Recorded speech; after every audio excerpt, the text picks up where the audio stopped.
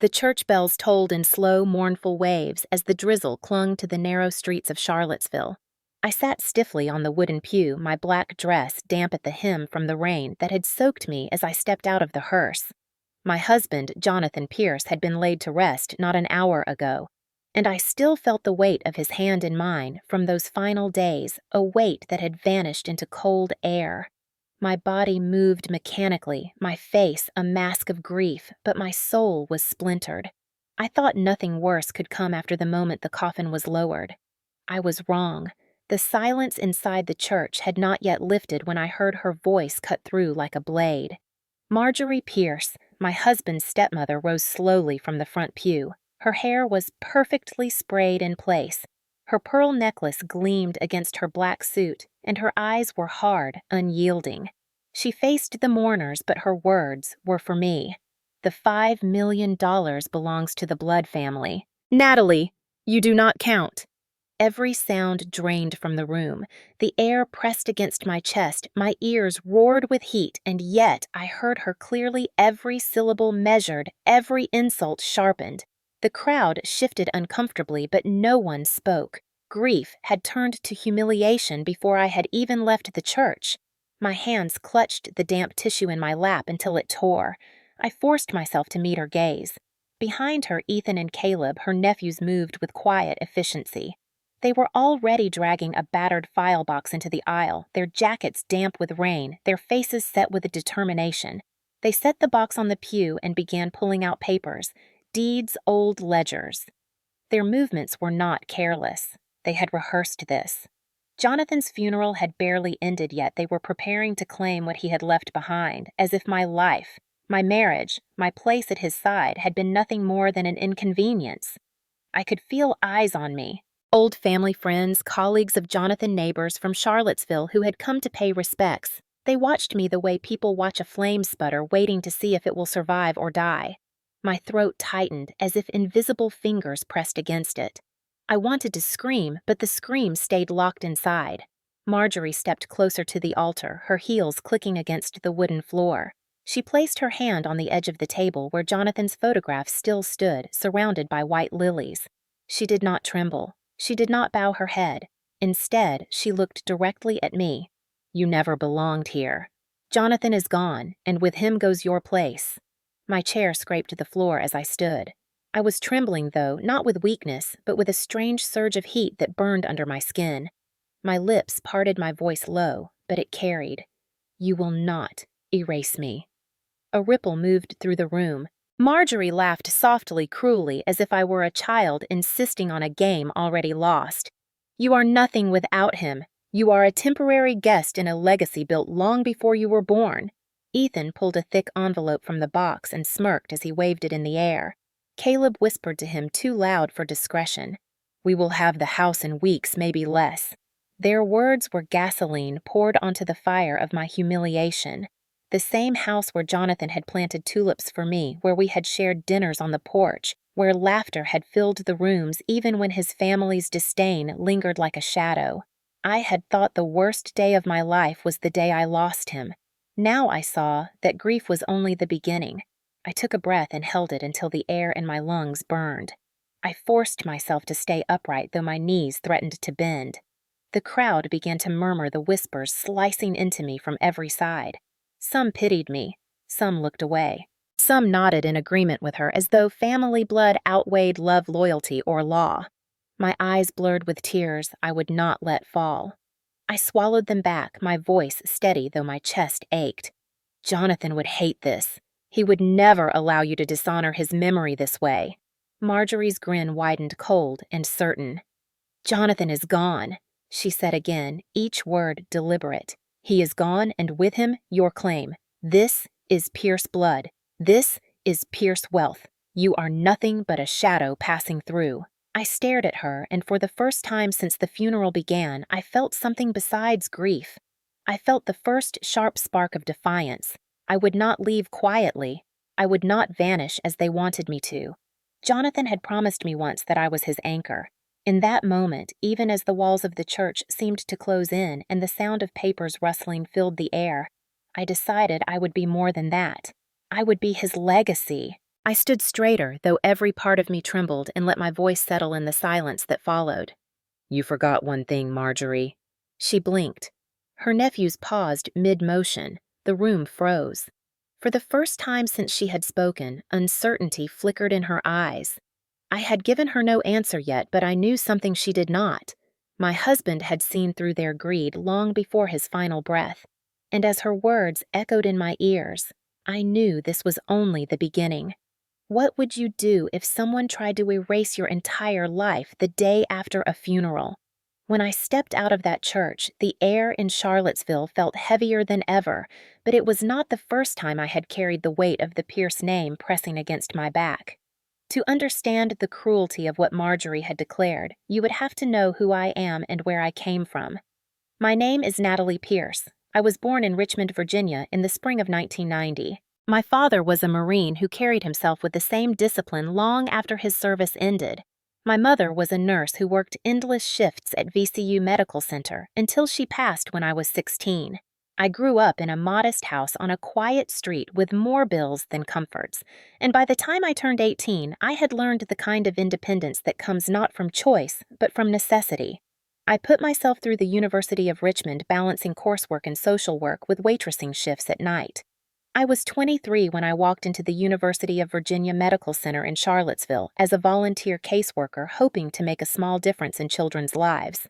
That was where I met Jonathan. He was 5 years older in the middle of his residency with dark hair that refused to stay combed and eyes that carried both sharp intelligence and a quiet kindness that made every patient trust him instantly. He carried the confidence of someone who had grown up knowing he belonged, but he never used that confidence to make others small.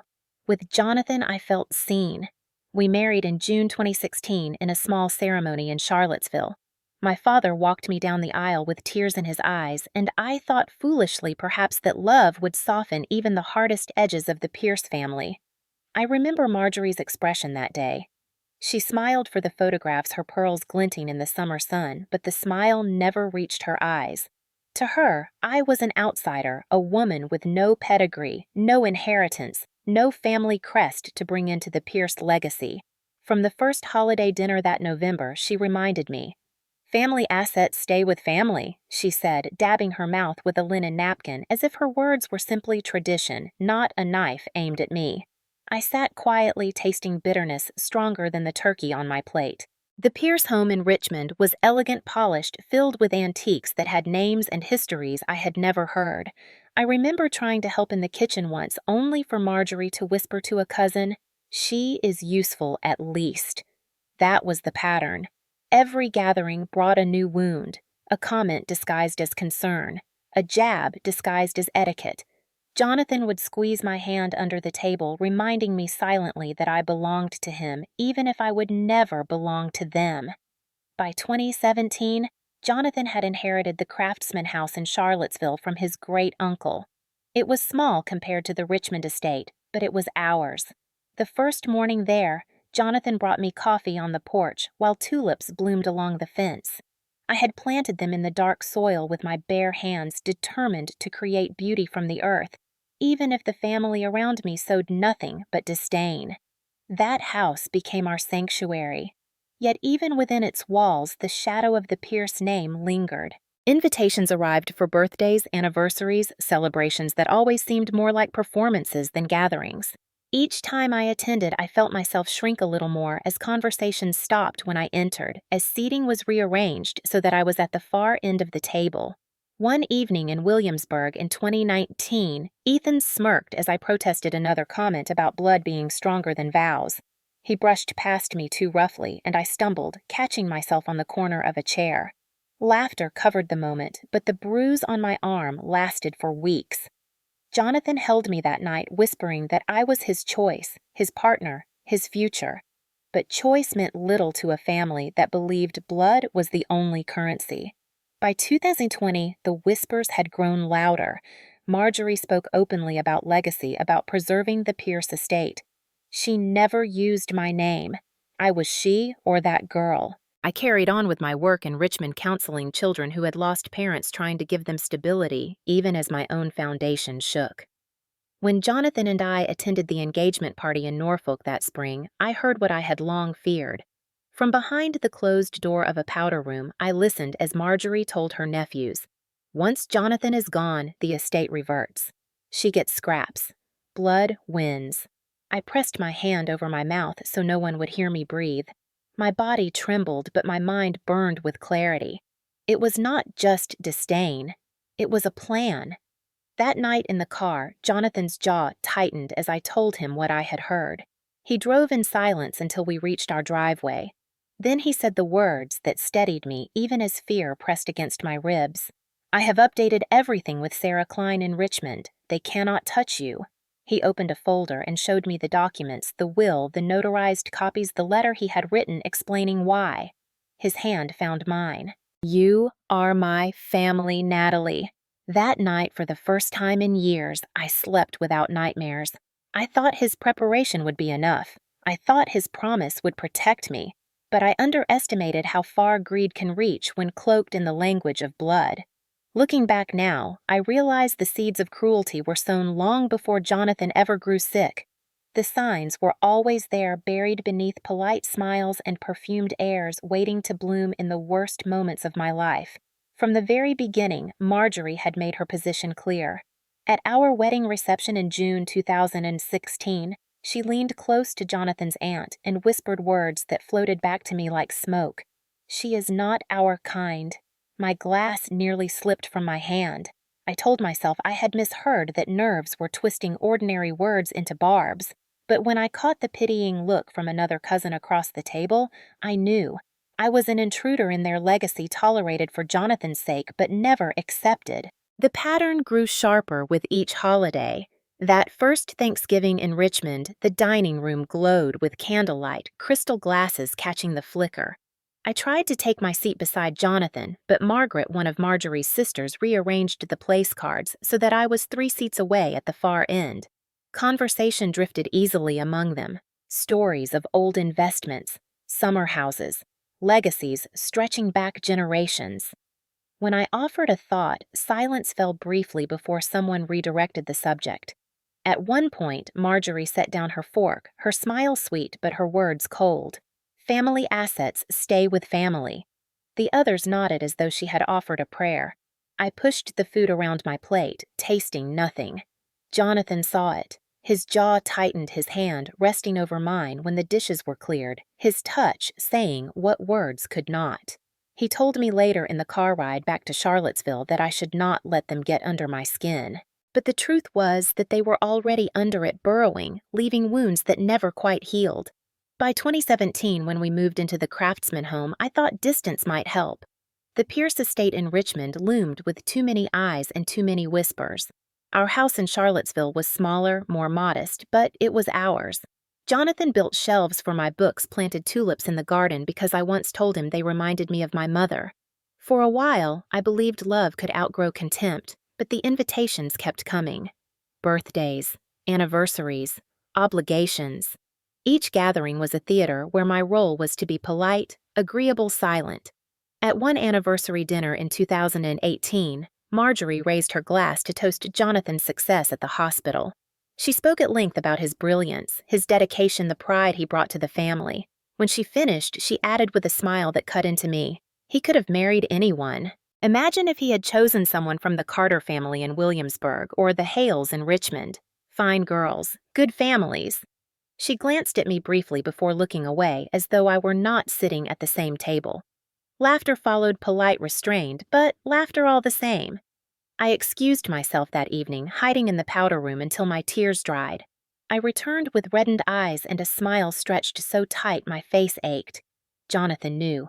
He always knew. Later that night, he wrapped his arms around me in our bed and whispered that he was sorry, that he loved me, that he would never let them drive a wedge between us. His words were a balm, but they did not erase the sting. By 2019, the malice grew bolder. At the family retreat in Williamsburg that August, I stood in the kitchen pouring coffee when Ethan, barely out of college, muttered under his breath as he brushed past me, "Blood is blood, you are temporary." His shoulder knocked mine hard enough that I stumbled, spilling coffee across the counter. Caleb laughed, and I heard Marjorie's voice from the living room, low but approving. I cleaned the spill with shaking hands, my heart racing. That night, Jonathan saw the bruise forming on my arm and demanded to know what had happened. When I told him, his face flushed with anger. He confronted Ethan, but the boy shrugged, denying it, while Marjorie insisted I had misunderstood. Always misunderstanding, always too sensitive, always making trouble where there was none. The truth was undeniable, though. Their disdain was not a matter of misunderstanding. It was deliberate, a poison administered slowly meant to weaken me until I disappeared. And yet I refused to disappear. Every barb, every cold glance, every rearranged seat at the table only deepened my resolve to stand taller beside Jonathan. I told myself I could endure it, that love was worth the cost. What I did not know then was how high the cost would climb, how brutal the collection would become. It would have been easier if the insults had been rare, if I could have convinced myself that perhaps I had misread their tone or misunderstood their intent. But by 2020, the hostility had woven itself into every interaction, a constant reminder that I was tolerated only because Jonathan refused to cast me aside. At Christmas that year, the Pierce estate in Richmond glowed with garlands and candlelight. The smell of pine and cinnamon drifted through the halls, but even the beauty of the season could not disguise the sharpness in their words. I handed Marjorie a small gift, a framed photograph of Jonathan and me in our garden surrounded by tulips. She unwrapped it, her lips tightening as she studied the picture. How quaint, she said, setting it aside as though it were a trinket from a souvenir shop. Then she presented me with a heavy envelope. Inside was a prenuptial agreement drafted years earlier but unsigned. "We always meant for Jonathan to finish this," she said lightly, her eyes never leaving mine. "You will want to take care of that now?" I could hardly breathe. The implication was clear. I had never been fully trusted, never been seen as a partner, but always as a threat. Jonathan took the envelope from my hands and tore it in two before I could speak. His voice was steady but cold. "We do not need this." But the damage was done. The humiliation seared me, even as his defense steadied me. I wondered how many of them had watched, waiting for my reaction, delighting in my discomfort. There were smaller cruelties too, the kind that could almost be mistaken for mistakes, if not for their frequency. At family gatherings, I often found my glass unfilled, while others were served promptly. My name was omitted from introductions. At one dinner in Richmond, an older cousin asked Jonathan, "So when will you start a family of your own?" as though I were invisible at his side. Jonathan bristled, but I smiled thinly, swallowing the ache that rose in my throat. The message was clear, my presence did not count. Perhaps the most cutting moment came in early 2021, before Jonathan's illness was known. We attended a gala in Washington, D.C., an event raising funds for the hospital where Jonathan worked. The ballroom sparkled with chandeliers, gowns, and tuxedos. I thought for one night that perhaps I would not feel like an outsider. But as Jonathan was called to the stage to be recognized for his research, I heard Margaret lean toward another guest and whisper, "He could have done better." The words were low, but I caught them. They slipped into me like a shard of glass, leaving no wound visible, yet slicing deep inside. That night alone in our hotel room, I broke. I wept until my body shook, until my throat ached. Jonathan held me, his arms strong around me, but even he could not erase what they had carved into me over years of subtle and not so subtle cruelty. He told me that I was his life, his choice, his forever. I wanted to believe that love alone could protect us. Yet deep down, a cold truth took root. The Pierce family would never relent. They would never accept me, and if given the chance, they would strip me of everything. I began to notice things differently after that. Every smile from Marjorie seemed sharper, every question about our finances more loaded. Their interest in Jonathan's practice, his assets, the house in Charlottesville, was too pointed, too rehearsed. I told myself I was being paranoid, that grief over my mother and fear of being unwanted had colored my view. But as the months passed, the pattern grew undeniable. What I did not know then was that the true cruelty had yet to be revealed, that behind the closed doors of their grand houses they were not only dismissing me, but planning for a day when Jonathan would no longer be there to shield me. I thought I had been enduring insults. In reality, I had been surviving rehearsals for a battle I had not yet recognized. The spring of 2020 came with a warmth that should have promised renewal, but in my world, the air felt heavier, thick with the knowledge that the Pierce family's disdain had reached a dangerous permanence. Jonathan and I drove to Norfolk that March for the engagement party of his cousin. The event was held in a sprawling waterfront home with windows that looked out across the Chesapeake Bay. I remember the way the tide lapped gently against the shore, the way the breeze carried salt and laughter, and how all of it felt like a mask stretched across something rotten beneath. From the moment we arrived, I felt the familiar tightening in my chest. The house was filled with relatives I had learned to endure their greetings polite, but clipped their smiles rehearsed. Jonathan introduced me to a few distant cousins, his hand warm against my back, but even his touch could not erase the sensation that I was being watched, judged, measured against a standard I had never been invited to reach. The night stretched on with champagne toasts and polished speeches. I excused myself midway through needing air, needing to steady my breath. I slipped into a narrow hallway leading toward the powder room, closing the door softly behind me. It was there, pressed against the cool tile, that I heard them. Voices carried through the thin walls, low at first, then sharp enough to pierce. It was Marjorie. Her voice was unmistakable, smooth, and venomous, every syllable precise. Once Jonathan is gone, the estate reverts. She gets scraps. Blood wins. My heart slammed against my ribs. I pressed my palm against my mouth to keep from gasping. Another voice chimed in, one of the nephews. "Caleb, I think," he asked. "So legally she cannot keep the house right." Marjorie's reply chilled me. "She may linger for a while, but long term it is ours. The law favors blood. Always has, always will." The laughter that followed was soft but brutal, the kind of laugh that drips with certainty. My body went cold. I felt the ground tilt beneath me as if I might faint. I gripped the edge of the sink, my knuckles white, forcing myself to stay silent, to breathe through the wave of panic clawing at my chest. They were not simply cruel, they were plotting. This was not casual disdain, but deliberate preparation, a blueprint for my erasure. I stayed in that bathroom far longer than I should have, waiting until the hallway outside grew quiet, until my pulse steadied enough for me to stand without collapsing. When I rejoined the party, the lights seemed too bright, the laughter too loud. I forced a smile onto my face, my cheeks aching with the strain. Jonathan was speaking animatedly with one of his aunts about a new treatment he had been researching. He looked so alive, so certain, so full of the promise of years ahead. I wanted to run to him to tell him everything, but I held it in until we were alone. The drive back to Charlottesville was quiet, at first, the hum of the tires on the highway filling the silence between us. My hands twisted in my lap, my chest heavy with the weight of what I had heard. Finally, I told him. Every word, every cruel phrase, every certainty they had voiced. I expected disbelief, maybe denial. Instead, I saw his jaw tighten, his knuckles whitening on the steering wheel. He did not speak until we turned into our driveway, the tulips already beginning to bloom along the fence. He shifted the car into park, then turned to me with eyes hard and unwavering. "Natalie," he said, his voice low, "I have been working on something." He reached into the back seat and pulled out a leather folder, its edges worn, its contents thick with paper. Inside was a will. He explained that he had updated it with Sarah Klein, his attorney in Richmond. Everything, the house, the practice, the savings, would pass to me. His voice shook only once when he added that he had included a letter, a personal testament outlining the years of cruelty, the slights, the whispered conspiracies.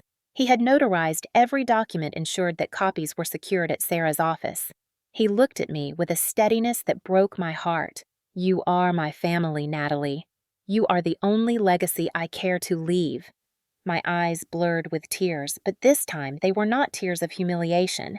They were tears of something fiercer, a mixture of gratitude and sorrow and defiance. In that moment, I felt shielded, as though Jonathan had built a fortress of paper and ink to stand between me and the storm he knew was coming.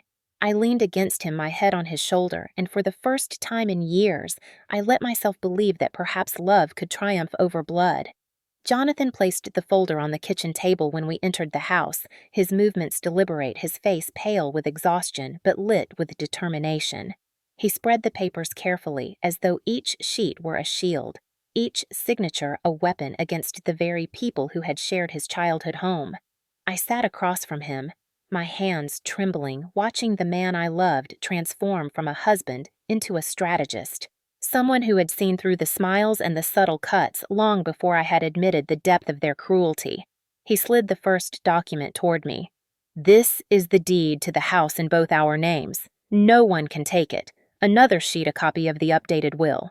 Everything is yours, Natalie. Not theirs, not ever." Then the letter-thick pages filled in his handwriting words that made my chest ache as I read them. He wrote of the dinners where I was isolated, the holidays where I was made invisible, the moments he had seen me shrink under their glares. He wrote of his shame at not protecting me sooner, of his certainty that I was his true family, of his disgust at the way Marjorie and the others had reduced love to lineage and bloodlines. My tears fell onto the page, smudging the ink, but I read every word. When I looked up, his eyes softened. "I know what they are capable of, Natalie. That is why I have built this wall around you." He reached across the table and took my hand, his fingers warm and strong. "They will try to break you, but they will not succeed, not as long as this stands." His conviction was so fierce that for a moment I believed nothing could harm us. For the first time, I felt the possibility of justice, of survival, of dignity beyond their reach. But even in that moment of strength, a shadow crossed his features. He knew, perhaps before I did, that his time was shorter than we dared say aloud. Over the next weeks, he met with Sarah Klein in Richmond, finalizing every clause, every safeguard. I went with him once, sitting quietly in the lawyer's office while they spoke of legal codes and protections. Sarah looked at me with kind but steady eyes, assuring me that what Jonathan was putting in place could not be undone. Still, I carried fear inside me. Fear that paper could be burned, that signatures could be challenged, that even iron words might bend under pressure from a family that believed themselves untouchable. Jonathan sensed it. At night, when we lay together in the quiet of our bedroom, he whispered, "You are not alone. You will never be alone in this." His promises wrapped around me as tightly as his arms. He spoke often of the tulips, how he had planted them as a symbol of renewal of life that could bloom even after harsh winters. "When you see them," he said, "you will remember that love is stronger than blood."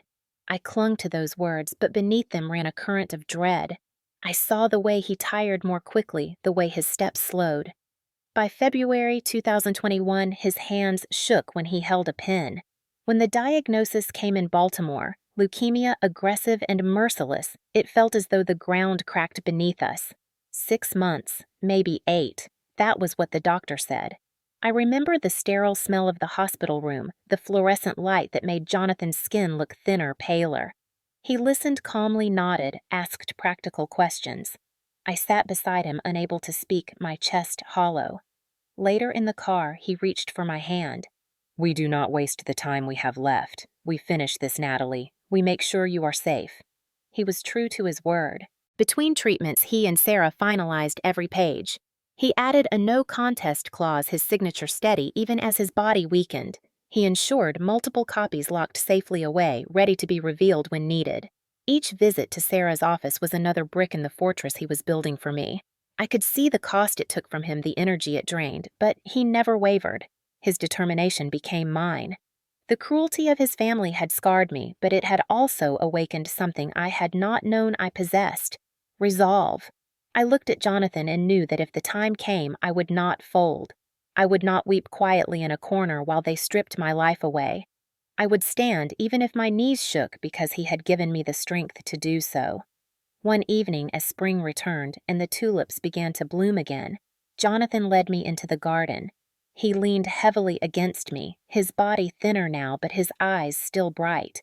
He pointed to the flowers opening in the fading light. "Promise me, Natalie," he whispered, "that when they come for you, and they will, you will not let them win. Promise me you will fight with everything I have left you." I promised. My voice cracked, but I promised. That night as he slept, I sat in the den with his letter in my hands, reading the words over and over until they burned into me.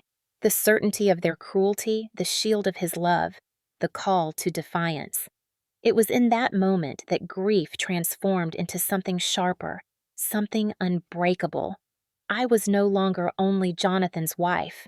I was his chosen legacy, and I would not be erased. The day the doctor said the word leukemia, the world seemed to tilt off its axis.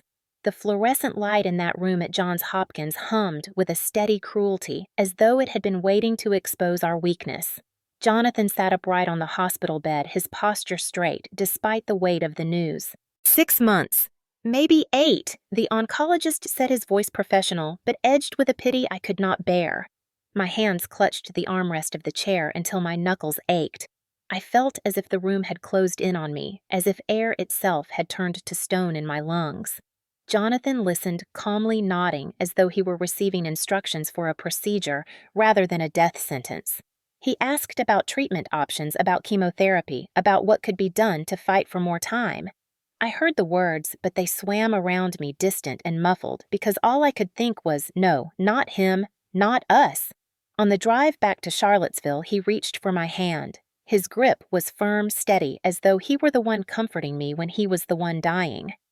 "Do not cry, Natalie," he whispered. "We do not waste what we have left. We use it." His eyes, though tired, burned with the same determination he had carried when he first showed me the folder of legal papers. The next weeks became a blur of hospital visits, of nausea and exhaustion, of nights when I lay awake listening to his shallow breaths. Yet even in his weakness, he pressed forward with his plan. Between treatments, he met with Sarah Klein, finalizing every clause, every line. I sat beside him in her Richmond office, watching his hand tremble slightly as he signed his name, but his expression never wavered. The no contest clause, he explained softly, ensures they cannot challenge this without losing everything. He squeezed my hand, his eyes never leaving mine. "They will try, Natalie. They always try. But this will stop them." The cruelty of his family became unbearable during those months. They visited more often, but never with food, never with comfort, never with questions about his pain. Instead, they circled like vultures, their eyes scanning the house, the furniture, the practice Jonathan had built in Charlottesville. One afternoon, Marjorie arrived with Ethan and Caleb. She stood in the living room, her perfume sharp in the stale air, and asked where Jonathan kept the deed to the medical practice. My blood boiled, but Jonathan's voice, hoarse from chemo, cut through the tension. "It is not yours to ask." Marjorie smiled sweetly, as if she were only concerned for bookkeeping. "You should think of the future, Jonathan, for the family's sake." He turned his head away, too tired to argue further, but later he gripped my arm with surprising strength. "Do not let them near my work. Promise me." I promised. Yet each visit chipped away at me. Margaret once cornered me in the kitchen, her tone dripping false sympathy. "Have you thought about where you will go after?" My chest tightened with rage. "I will stay here," I told her firmly. "This is my home." She smirked, her eyes glittering. "We will see." Those words echoed in my ears long after she left, poisoning even the quiet moments when Jonathan slept peacefully beside me. The treatments wore him down quickly. By August, his body had thinned, his once strong frame reduced to fragile bones beneath pale skin. I spooned broth into his mouth, helped him into bed, held him when the nausea racked his body. Yet even then, his mind remained sharp. He spoke often of me, of us, of how he wanted me to live free once he was gone. "Promise me you will not let them take from you," he whispered one night as I wiped his brow. "Promise me, Natalie." His voice was weak, but his eyes demanded truth. I pressed my forehead to his and promised with every ounce of strength I had.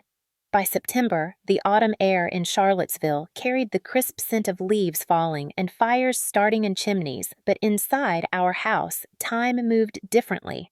Slow and heavy, marked not by seasons, but by the rhythm of Jonathan's shallow breaths. His strength dwindled with each week. The man who once walked briskly down hospital corridors with files tucked under his arm now struggled to cross the living room without leaning on me for support. His hair thinned, his skin grew translucent, and yet his eyes still searched mine with the same fierce devotion that had anchored me since the beginning. The Pierce family continued their visits, though each one felt less like sympathy and more like inventory. Ethan asked once without shame whether Jonathan had considered selling the practice before his condition worsened so the transition would be smooth. I nearly struck him, but Jonathan simply closed his eyes, too tired to argue. Later that evening, he whispered to me that Ethan's smooth meant stripping me of everything. Another time, Marjorie leaned against the doorway of our bedroom while Jonathan dozed, her voice low but sharp. "When this is over, you will want to leave quickly, Natalie. It will be easier that way." "Easier for who?" I asked, my voice trembling. "For the family," she replied, her smile as cold as the draft that seeped under the door. I shut it in her face and leaned against the wood until my knees buckled. Jonathan found me crying hours later and pulled me into his frail arms. "They cannot break you," he said, though his own body was breaking by the day. By January, the doctor confirmed what we both already knew. The treatments had slowed nothing. His blood work showed rapid decline. Weeks, not months. We returned home in silence, the sound of the car engine the only noise between us. That night, he asked me to sit beside him in the den. The folder with the will and the letter lay on the table, familiar now, worn from being opened so many times. He pointed to it with trembling fingers. "When I am gone, this is your shield. Do not be afraid to use it. They will come, Natalie. Promise me you will not let them bully you. Promise me you will not walk away." I promised again, though the word tore at my throat like glass. He smiled faintly, then pressed my hand to his lips. "My final gift to you is freedom." In the days that followed, I moved through the house as if in a dream. The tulips had not yet bloomed, the garden lay dormant, and so did my hope. Jonathan weakened so quickly I feared leaving the room even to fetch water. I learned the cadence of his breathing, the pauses that made my heart seize with terror until he exhaled again. The Pierce family circled closer. Margaret called once to ask if I had begun packing, as though my husband were already buried. Caleb dropped by unannounced to mention that a colleague of his knew a doctor ready to take over Jonathan's patients. Every word they spoke was a theft disguised as concern. I stopped answering the door. On the morning of March 18, 2022, sunlight streamed through our bedroom window, soft and golden, touching the walls Jonathan had painted for me years earlier. He reached for my hand, his grip faint but still his. "Do not let them erase you," he whispered. His eyes met mine clear for the last time. Then his hand slackened in mine, and silence filled the room. My cry tore through the stillness, a sound I did not recognize as my own. I pressed my face to his chest, begging for one more breath, one more heartbeat, but there was nothing. The man who had loved me fiercely, who had built a fortress of paper and faith to shield me, was gone. Grief should have been enough to drown me, but even as I sat beside his still body, I knew I would not be allowed the dignity of mourning. For outside those walls, Marjorie and her clan were waiting not for the man they had lost, but for the legacy they believed was theirs. The thought burned through my tears, igniting something within me. They would come for me. But when they did, I would not bow. I would not break. I would carry Jonathan's promise in my veins like fire. The morning of March 22nd, 2022, dawned gray and wet, the sky over Charlottesville weeping, as if it knew what the day would bring. I dressed in silence, pulling on the black dress I had worn too often in recent weeks, my hands steady though my chest felt hollow. At First Presbyterian Church, the bells tolled and the pews filled with mourners, neighbors, colleagues, old friends who had come to honor Jonathan. I sat near the back, not by choice, but because Marjorie had made it clear where she thought I belonged. When the service ended, I expected at least a moment to breathe, a moment to grieve. Instead, Marjorie rose in front of the congregation, her voice cutting through the hush like a whip. "The $5 million belongs to the Blood family. Natalie, you do not count." Gasps rippled through the room, but she did not waver.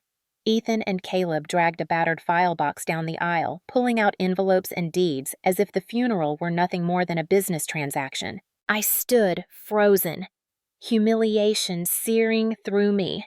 My husband's photograph sat on the altar surrounded by lilies, his kind eyes gazing at me, and I thought Jonathan would hate this.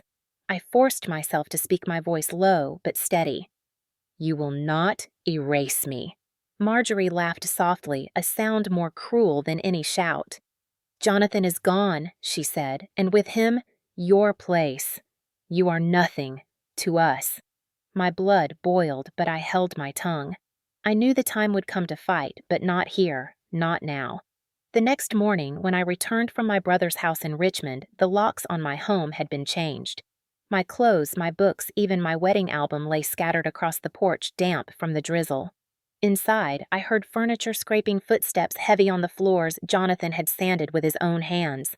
Rage and grief surged together until my body shook. I stepped into the doorway, and there they were, Ethan and Caleb hauling Jonathan's leather armchair toward the truck as though it were theirs by birthright. Marjorie stood at the center of the living room, her arms folded, surveying the house like a queen reclaiming stolen ground. "Get out!" she snapped, "or we will have you dragged out." My throat tightened, but my voice came out strong. "This is my home." Her smile was cold, triumphant. "Not anymore. Blood wins Natalie. Always." I retreated to the porch, my fingers fumbling as I pulled out my phone. "Sarah Klein," I whispered when she answered. "They are here, moving my things, changing locks." "Stay put," she said firmly. "I am coming." Minutes felt like hours, the sound of my belongings hitting the truck like gunshots in my chest. Then, Sarah arrived, striding across the yard with her briefcase, her presence like a sudden storm. She walked into the living room without hesitation. "Mrs. Pierce," she said, her tone crisp, "you are trespassing. This property belongs to my client, Natalie Pierce." Marjorie's smug expression faltered, a flicker of doubt breaking through. Sarah opened the briefcase and laid out the documents Jonathan had prepared. His will updated and notarized his letter, explaining in detail the years of cruelty and the reasons he had left everything to me, the deeds filed in both our names. Ethan sputtered, "This is not fair. We are his blood." Sarah's eyes sharpened. "A no contest clause," she said clearly. "Any attempt to challenge this will cost you everything." Silence fell heavy. Marjorie's lips parted, but no words came. By evening, they were forced to return every item they had taken. The locks they had changed were replaced at their expense. I stood in the doorway watching as Jonathan's chair was carried back inside my mother's heirloom clock, placed once again on the mantel. The humiliation they had tried to brand onto me was wiped away, replaced by the weight of Jonathan's foresight. He had built a shield strong enough to withstand their greed. Yet as relief coursed through me, I knew this was only the beginning. They would not forgive defeat. They would return, and next time they would strike harder. But now I was ready. Now I had more than grief. I had his letter, his will, his love turned into law, and for the first time I felt a power stronger than their bloodline. The silence that settled after Sarah read the will did not last.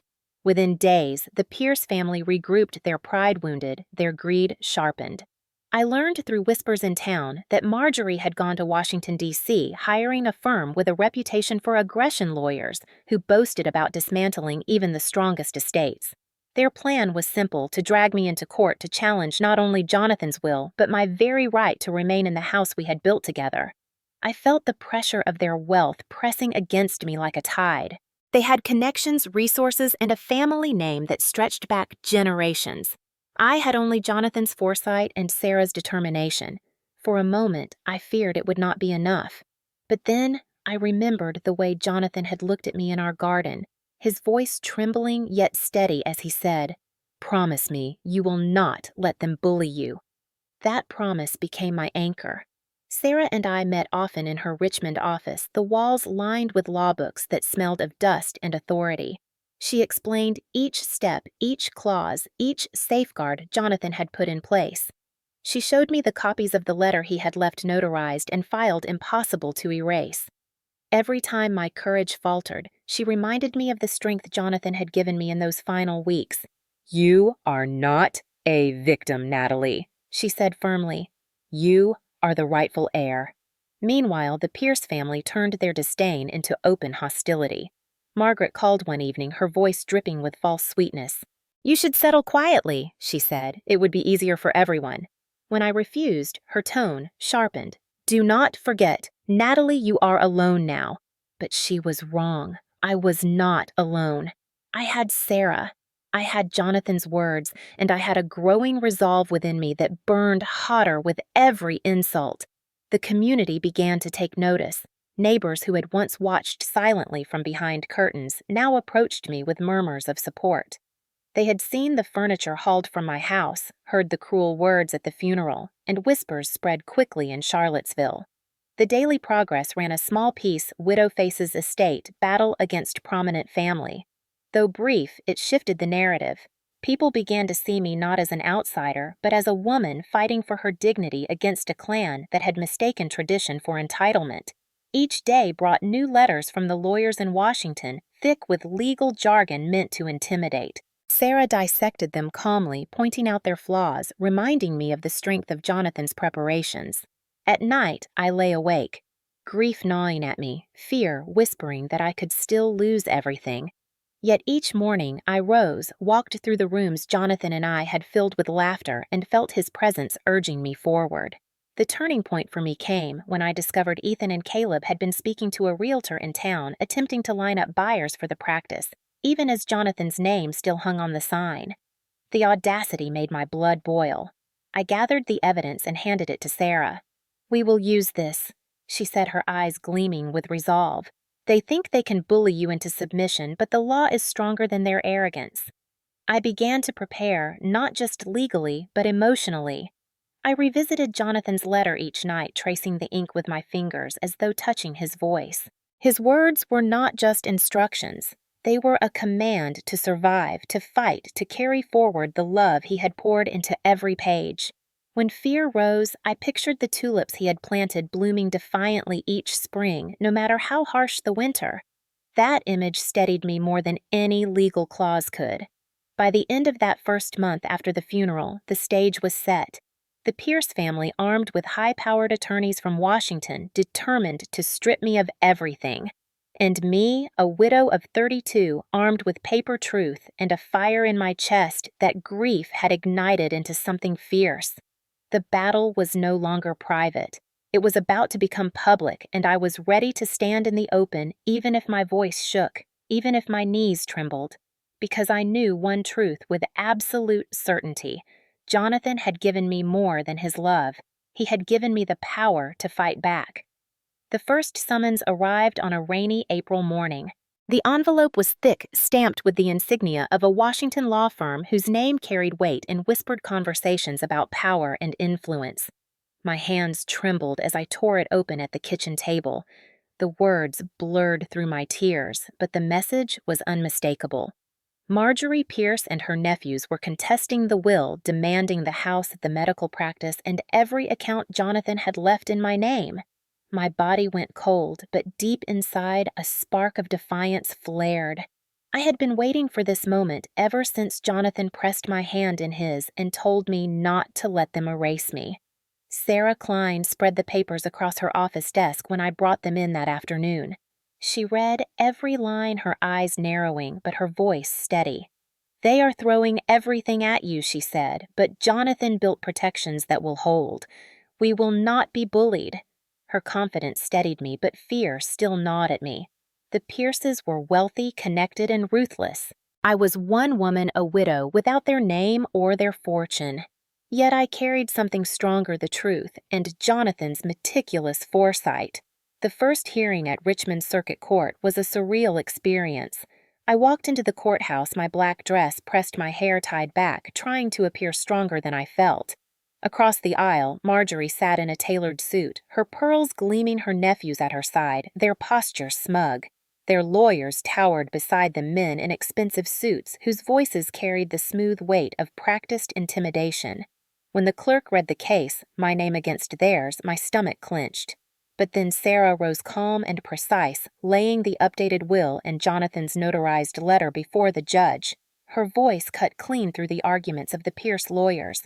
"Jonathan Pierce was clear," she said firmly. "His wife Natalie is the sole heir. This will is binding. Their attempt to challenge it activates the no contest clause, which means they risk losing everything else." The judge listened, his expression unreadable. But I could see the flicker of interest when Sarah presented not only the will, but the evidence of the Pierce family's behavior. Their attempts to seize property even before the funeral, their efforts to line up a buyer for the practice while Jonathan still lived. The words landed like stones in a pond, rippling across the courtroom. For the first time, I saw doubt flicker across Ethan's face. Outside the courthouse, cameras waited. At first, I froze, blinded by the flash, stunned by the sudden swarm of voices. Mrs. Pierce, is it true they changed the locks on your house the day after the funeral? How do you respond to claims you are only after the fortune? My throat closed, but then I remembered Jonathan's voice in the garden. Promise me you will fight. I lifted my chin, my voice quiet but firm. I am fighting for what my husband wanted. Nothing more, nothing less. The words carried further than I expected. The next day, the Daily Progress ran the headline, Widow Defends Husband's Legacy Against Pierce Clan. What began as whispers in town turned into open debate. Letters to the editor poured in. Some called me brave, others accused me of scheming, but one truth was undeniable. The Pierce family's spotless image was cracking. Marjorie responded by tightening her grip. She arrived at the next hearing with more lawyers, more documents, more attempts to paint me as an interloper who had married for money. Their lawyers spoke of tradition of lineage of the Pierce name stretching back generations. Blood should not be displaced, one argued, as if family history were stronger than Jonathan's written will. My blood boiled as I listened, but Sarah's calm rebuttal sliced through. Marriage is not displacement, she said, her voice cool. It is partnership. Jonathan chose Natalie in life and in law. The tension escalated beyond the courtroom. At the grocery store in Charlottesville, I heard whispers as I walked past. Some offered sympathetic smiles, others turned away. In the post office line, one woman touched my arm and said softly, "Do not let them scare you, honey. They think they own everything." I thanked her tears, stinging my eyes, grateful for the quiet kindness of strangers. But for every moment of comfort, there was hostility too. A cousin of Jonathan's cornered me once in the parking lot, spitting words that cut deep. "You will regret this. Walk away before you ruin the family." His face twisted with hatred, but I stood my ground. "I already lost my husband," I said quietly. "I will not lose what he left me to." Each night, I returned home to the Craftsman house, to the tulips Jonathan had planted that now swayed in the spring breeze. I sat in the den with his letter, reading it aloud to myself until the words sank deep into my bones. He had written of the cruelty he had seen, of the pride he had felt in me, of his certainty that I was his family, his only family. Those words became my armor. The case dragged on each hearing, another battle, each motion, another attempt by the Pierces to grind me down. But the longer it went, the more the public turned. Local television stations picked up the story. NBC Washington aired a segment showing footage of the courthouse steps, Sarah speaking firmly of Jonathan's will, while Marjorie's evasive smile flickered across the screen. The narrative shifted. No longer was I just a widow. I was a woman standing against an entire clan, their wealth, their lawyers, their arrogance. And in that struggle, people saw something of their own battles, their own betrayals. By summer, the Pierces had grown desperate. They leaked rumors to the press, painting me as manipulative as a social climber who had tricked Jonathan. But every attempt backfired. Former patients of Jonathan's wrote letters to the editor praising him and me, recalling the way we had volunteered together, the way he had spoken of his wife with devotion. Neighbors shared stories of seeing me in the garden, of the quiet life we had built. Piece by piece, the public image Marjorie had crafted cracked apart. Through it all, I remained steady, even when fear threatened to break me. At night, when the house grew quiet and grief pressed hard, I whispered Jonathan's words to myself. "You are my family, Natalie, the only one that matters." And as the gavel fell at each hearing, as cameras flashed outside the courthouse, I felt his strength in me, urging me forward step by step toward a final reckoning. The final trial began in late April of 2023, a year after Jonathan's death, and by then the air in Richmond buzzed with anticipation. Reporters lined the courthouse steps, their cameras flashing as I walked past with Sarah at my side. I wore a navy suit Jonathan had once said made me look strong, though my hands trembled at my sides. Across the marble floor, Marjorie appeared, draped in pearls, her posture as rigid as the iron fences around the Pierce estate. Ethan and Caleb followed close behind, their arrogance, unshaken, their lawyers carrying thick folders as though sheer paper could bury the truth. the courtroom filled with family members, neighbors, even strangers who had read the stories and wanted to see the widow stand against the dynasty. The judge entered his gavel sharp against the wood, and silence fell.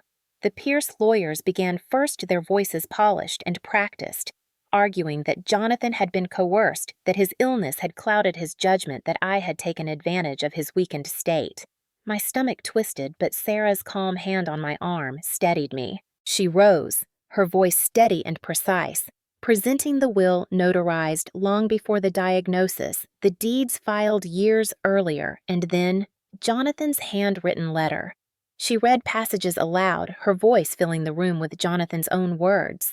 He wrote of the dinners where I was isolated, of the bruises he had seen on my arms, of the way his family had spoken of me as temporary disposable. He wrote that his choice was deliberate, that his legacy was not land or money, but love, and he left it all to me.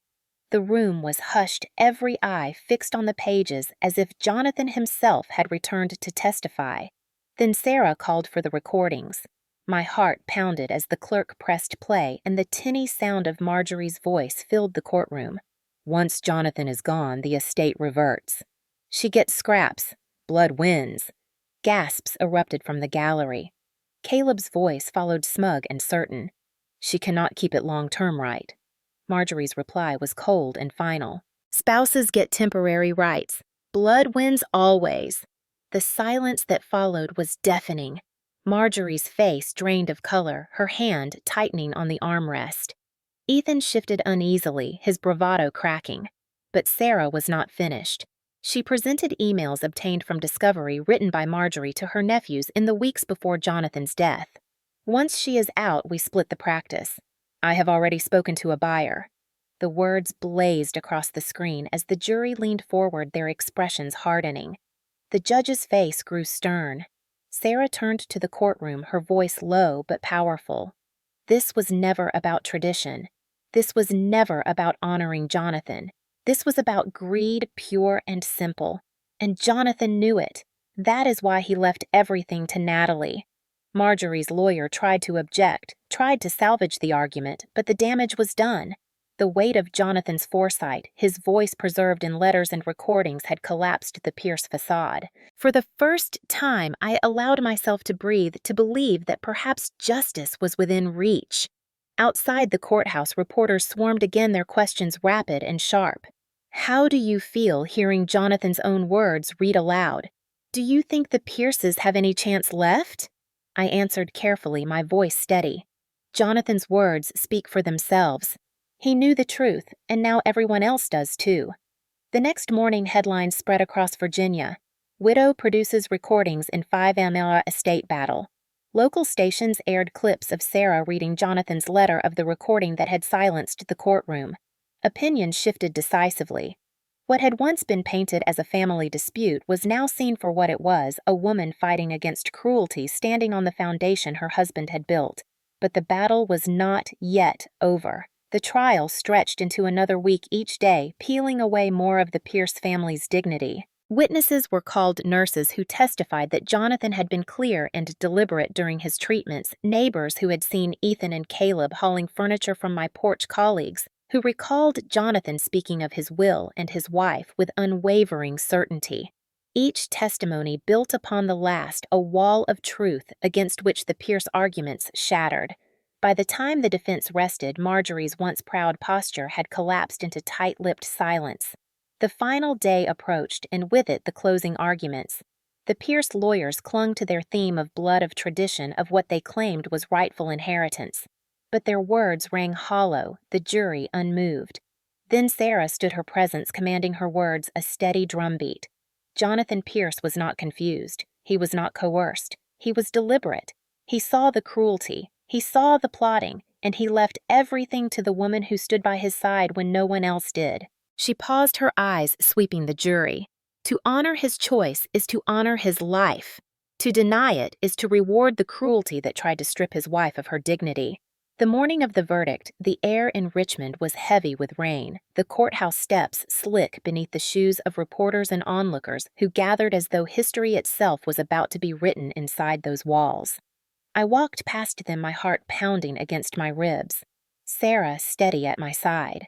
The Pierces arrived moments later, Marjorie clutching her umbrella with white knuckles, Ethan and Caleb trailing close behind, their expressions tight but defiant. We sat on opposite sides of the courtroom, the distance between us thick with years of cruelty and the weight of the truth that had finally been spoken aloud. The judge entered, the gavel cracked, and silence consumed the room.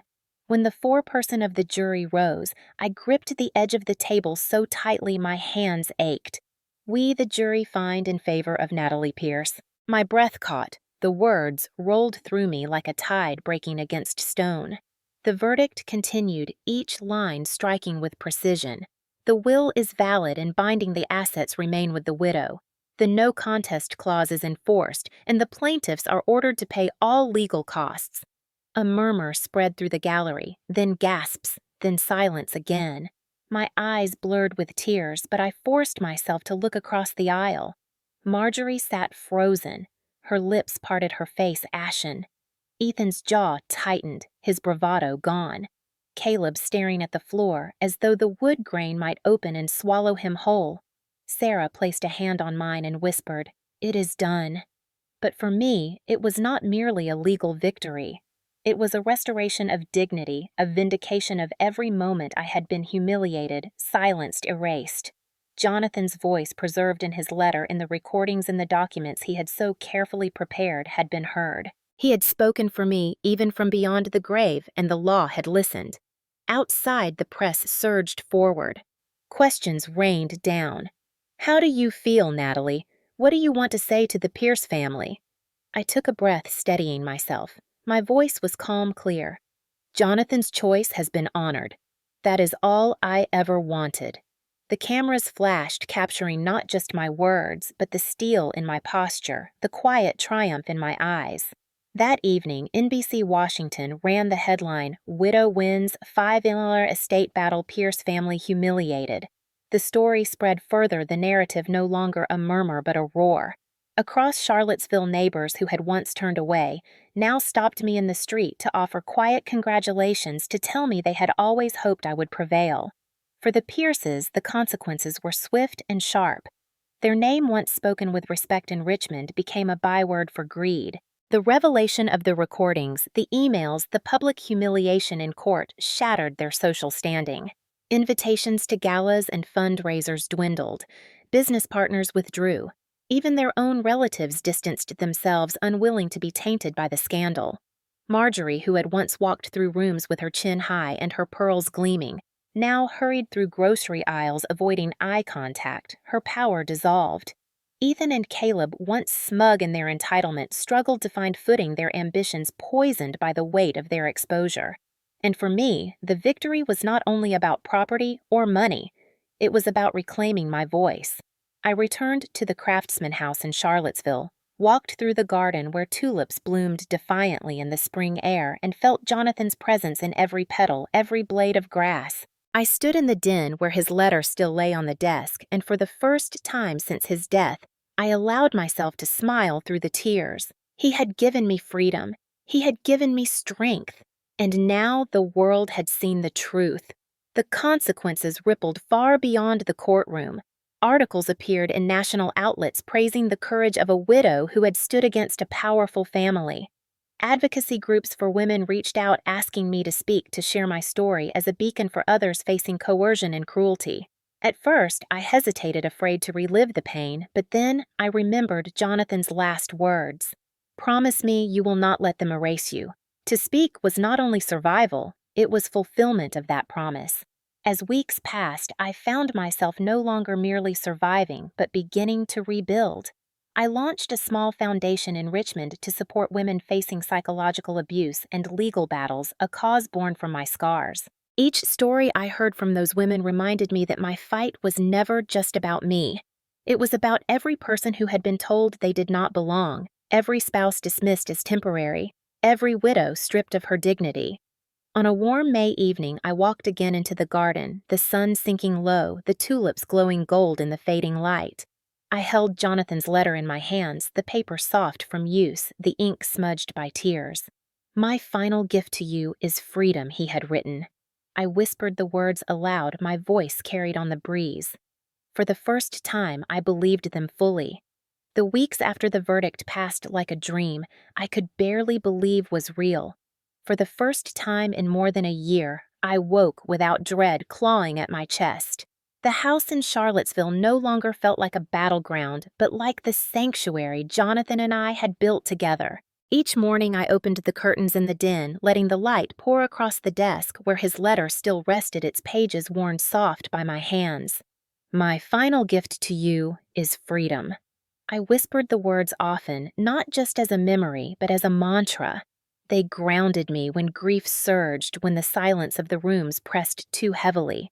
They reminded me that love can reach beyond death when it is rooted in truth. The community that once watched from a distance now embraced me openly. Neighbors brought flowers, patients of Jonathan's sent letters filled with gratitude and memories of his kindness.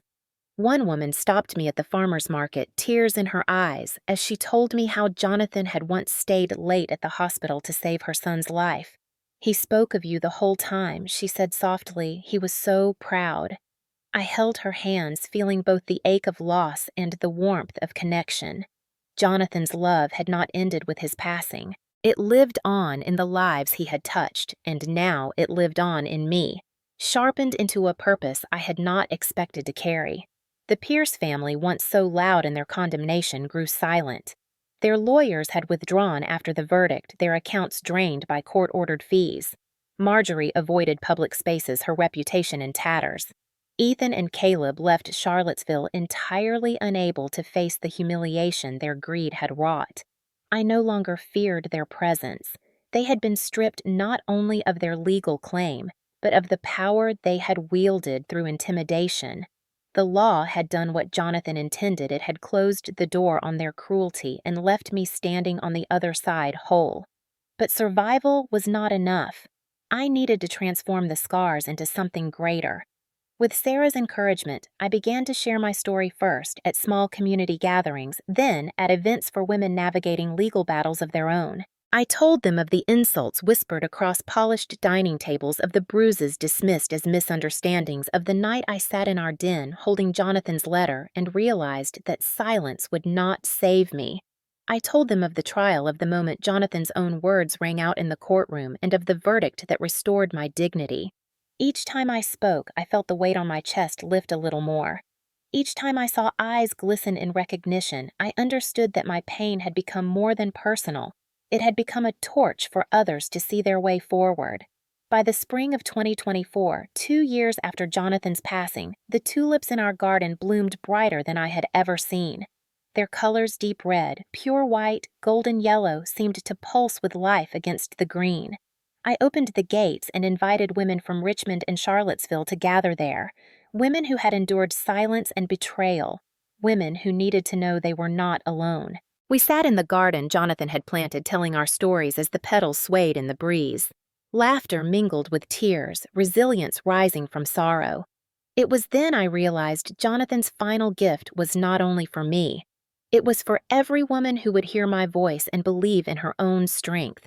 I began a foundation in his name, the Jonathan Pierce Trust, to provide legal aid for spouses facing coercion, to fund counseling for those recovering from emotional abuse. It was modest at first, supported by donations from patients and friends, but it grew quickly. Each grant awarded, each case defended, felt like another brick laid in the legacy Jonathan had intended. Not the legacy Marjorie had claimed, not wealth hoarded and guarded by bloodlines, but a legacy of compassion turned into action. Sometimes at night, when the house was quiet, I still reached across the bed and found only emptiness. Grief never disappears, it changes shape. It becomes softer, less sharp, but it lingers like a scar that no longer bleeds, yet always reminds you of where you have been. And yet alongside the grief now lived gratitude.